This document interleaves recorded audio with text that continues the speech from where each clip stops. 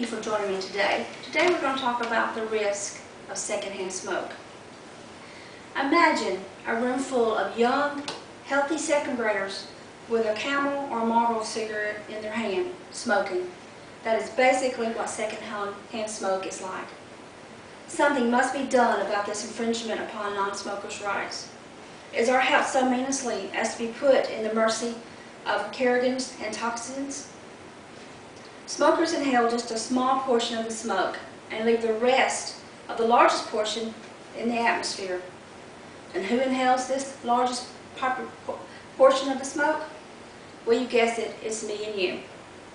The adverse effects are not only felt by the smokers, but also by the non-smokers.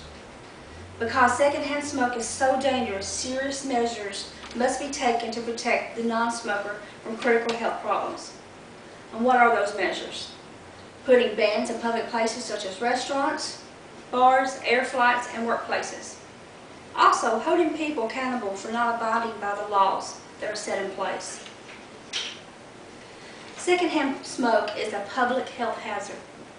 Not only does it have the ability to cling to your clothes and hair, it also leaves behind a lingering, musty, and stale smell. It also creates various serious health problems. I personally like a healthy body. I do this by eating right and exercising. I should not have to worry about breathing in secondhand smoke, and neither should you. But every day we are breathing in the toxins of someone else's secondhand smoke, causing us and our friends to worry about our health. Working in the hospital, I have personally seen the effects of secondhand smoke. Did you know that 3,000 American non-smokers will die this year just from lung cancer? These deaths are entirely preventable.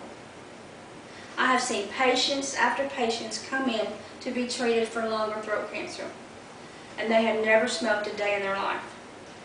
It's hard to explain to family members why their loved ones got so sick, just because someone else's cigarette smoke.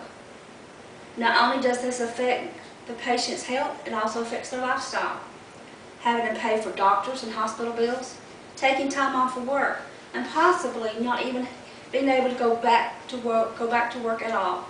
And this is all from breathing in secondhand smoke. Adults are not the only people who are at risk for secondhand smoke. Children are probably at more risk than grown adults. Children don't have a choice with what they breathe in. If their parents are smokers, well, they're breathing in just like they are smoking themselves. And we wonder why asthma, bronchitis, and pneumonia are on the rise of a child under the age of 18 months. And this all has to do with breathing in secondhand smoke. Well, we all know what SIDS is. Secondhand smoke has claimed as many 3,000 premature deaths in babies. A pregnant woman has the greater risk of developing an underweight baby. Parents, we need to wake up. What is it going to take to keep our children healthy and able to breathe easier? Secondhand smoke is known to contain at least 250 toxic chemicals, including 50 cancer-causing chemicals. What are some of these chemicals? Well, let me enlighten you on what some of them are the next time you decide to take a puff. Acetone. Well, we all know it is. That's used to take our polish off our fingernails. Pesticides. That's used on our lawns and gardens. Formaldehyde. Well, we know what that's used for.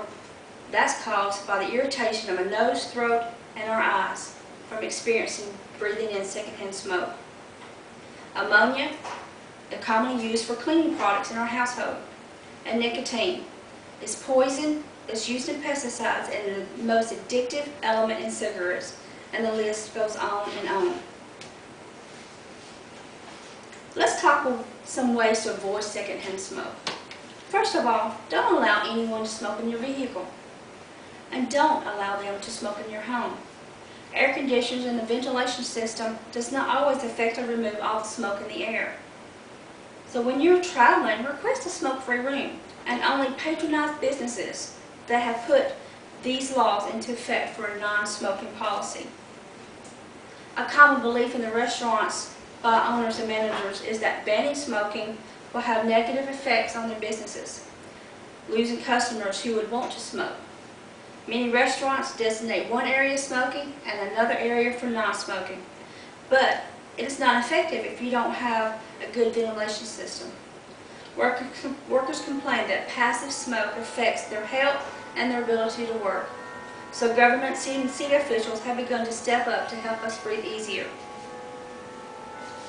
It is about time that smokers realize that non-smokers have rights too. If anyone, or you know of anyone that smokes, tell him or her to quit. If they won't do it for themselves, tell them to do it for the sake of their kids. When someone smokes, it doesn't only affect that person, it affects everyone around them. Help make this world a better place and help make the environment better for everyone to live in. Thank you.